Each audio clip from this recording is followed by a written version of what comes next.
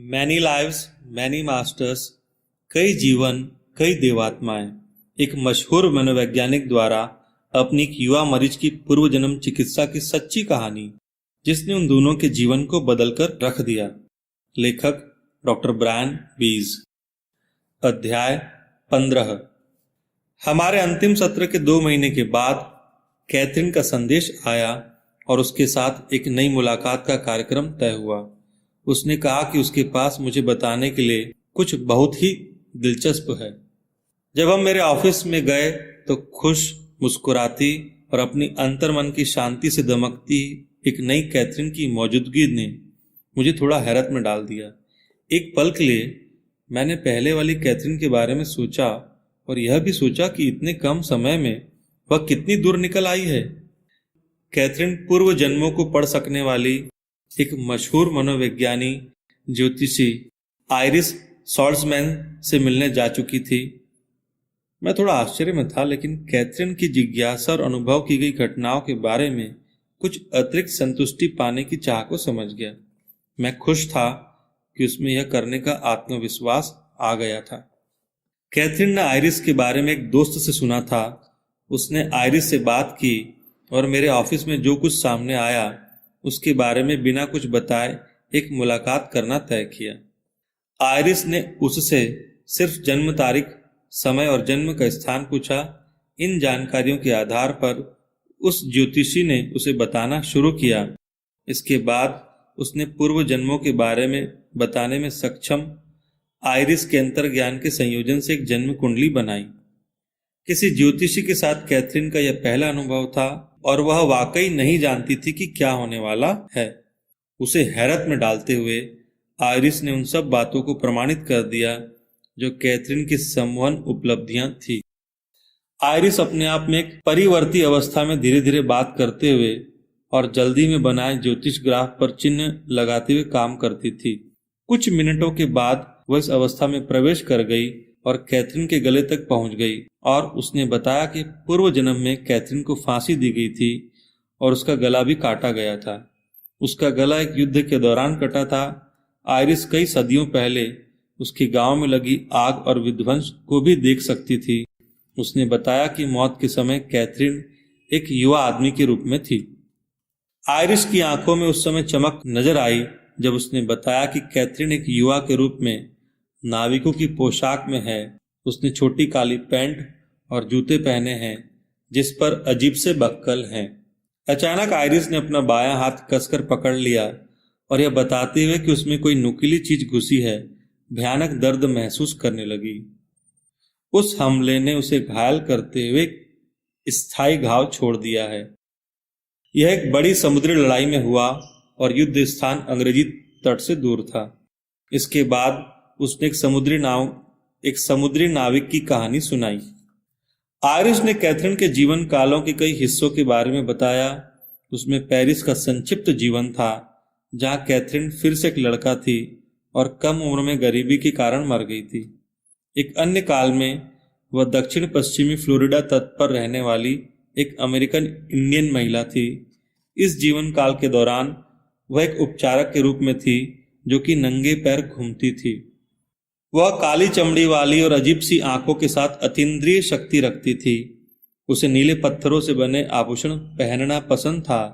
इन मूल्यवान नीले नगों के साथ लाल पत्थर भी गुथे होते थे। एक अन्य जीवन काल में कैथरीन एक स्पेनिश थी और एक वेश्या के रूप में रहती थी। उसका नाम एल अक्षर से शुरू होता था। वह एक बूढ़े आदमी के साथ रहती थी। एक अन्य पूर्व जन्म में वह एक अमीर पिता की बुद्धिमान बेटी थी जिसके पास कई उपाधियां थी। आइरिस ने एक बड़े घर में प्यालों पर परिवार की सांकेतिक छाप भी देखी थी। उसने बताया कि कैथरीन बहुत गोरी थी और उसकी उंगलियां लंबी व पतली थी। वह वीणा बजाती थी। उसकी शादी सहमति से हुई थी। कैथरीन को जानवर पसंद थे, खासकर घोड़े, और वह अपने आसपास के लोगों की तुलना में जानवरों की बेहतर देखभाल करती थी। एक संक्षिप्त जीवन काल में वह एक मोरक्कन लड़का थी जो कि जवानी में ही बीमारी के कारण मर गया था। एक बार वह हैती में रहती थी जहां वह स्थानीय भाषा बोलने के साथ जादुई कामों में शामिल रहती थी।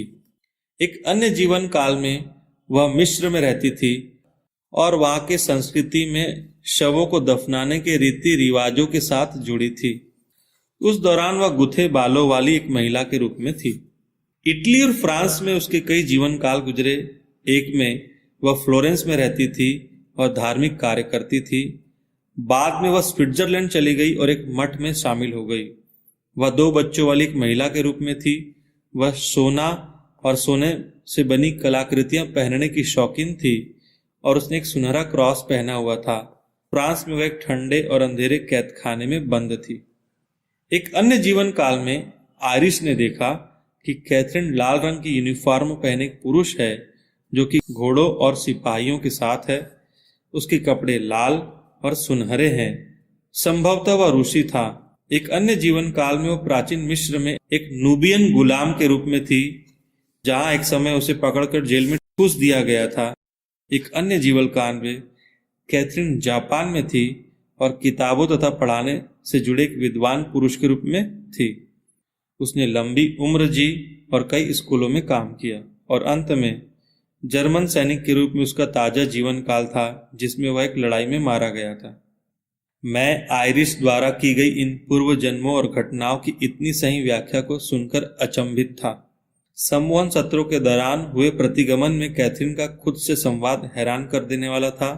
समुद्री लड़ाई में कैथरीन का हाथ जख्मी होना और उसके जूतों व कपड़ों के बारे में बताना, स्पेनिश वेश्या के रूप में लूसिया के जीवन, मिस्र की दफनाने के संस्कार और अरोंडा युवा योद्धा जोहन, जिसका गला स्टुअर्ट ने अपने पूर्व जन्म में उस समय काटा था जबकि उसका गांव आग में जल रहा था, एरिक नाम का जर्मन पायलट और भी बहुत कुछ।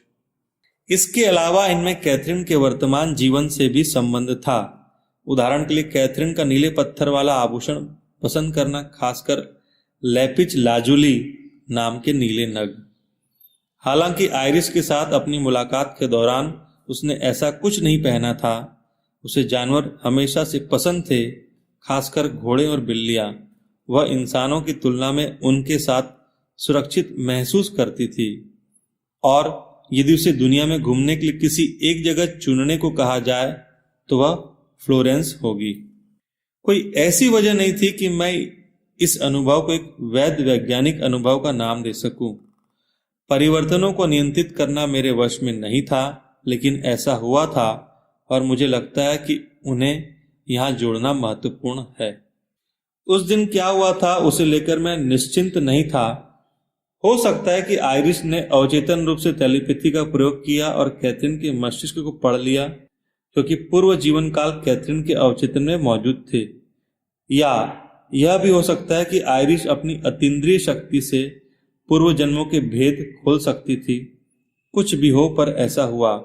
उन दोनों ने अलग अलग माध्यमों से लगभग एक जैसी जानकारियां प्राप्त की थी। कैथरीन ने जो कुछ प्रतिगमन संवहन सत्रों से पाया था, आयरिश वहां तक अपने अतीन्द्रिय माध्यम से पहुंची। बहुत कम लोग आयरिश की तरह ऐसा कर सकने में सक्षम होते हैं। बहुत से लोग जो खुद को मनोविज्ञानी बताते हैं, असल में लोगों के डरों को भुनाते हैं और उनकी अज्ञात को जानने की जिज्ञासा का फायदा उठाते हैं। आजकल मनोविज्ञान के नाम पर बड़ी धोखेबाजी चल रही है। शिर्ली मैकलिन की किताब आउट ऑन अ लिम्ब की लोकप्रियता ऐसे एक नए समाधि माध्यम के तेज बहाव में बहा ले जाती है। बहुत से लोग इसके इर्द गिर्द घूमते हैं। अपनी उपस्थिति को प्रचारित करते हुए वे समाधि में बैठ जाते हैं और दर्शकों को आदरपूर्ण कुछ ऐसी उक्तियों से सम्मोहित कर देते हैं। यदि आप प्रकृति के साथ सामंजस्य नहीं रखते हैं तो प्रकृति भी आपके साथ समता नहीं रखेगी। ये उच्चारण माध्यम की अपनी आवाज से बिल्कुल भिन्न लगते हैं, अक्सर एक किस्म के विदेशी स्वर जैसे लगते हैं। संदेश अस्पष्ट और कई तरह के लोगों पर लागू किए जा सकते हैं। अक्सर ये संदेश सैद्धांतिक रूप से ऐसी दिव्य दिशाओं की ओर संकेत करते हैं जिनका मूल्यांकन करना कठिन होता है। इस क्षेत्र की विश्वसनीयता को बनाए रखने के लिए सही सच में से झूठ को निकालना बहुत जरूरी है। विद्वान व्यवहार विज्ञानियों को यह महत्वपूर्ण कार्य करना चाहिए। समाज में मनोचिकित्सकों की आवश्यकता मानसिक बीमारियों के उपचार के लिए ही नहीं, बल्कि धोखेबाजी, कुप्रवृत्तियों और असामाजिकता के आकलन व निदान के लिए भी है। सांख्यकार, मनोविज्ञानी और भौतिक विज्ञानी इन मूल्यांकनों और इनके आगे के परीक्षणों के लिए आवश्यक है। इस क्षेत्र में वैज्ञानिक तरीकों का उपयोग करना एक महत्वपूर्ण कदम होगा। विज्ञान के अंतर्गत किसी परिकल्पना की व्याख्या, जो कि अवलोकनों की एक श्रृंखला पर आधारित प्रारंभिक धारणा होती है, उसकी रचना एक अवधारणा को समझाने के लिए की जाती है।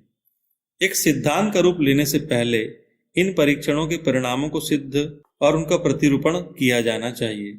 जब वैज्ञानिक किसी सिद्धांत का प्रतिपादन करते हैं तो उसे अन्य शोधकर्ताओं द्वारा बारंबार परखा जाना चाहिए और प्राप्त परिणाम समान होने चाहिए।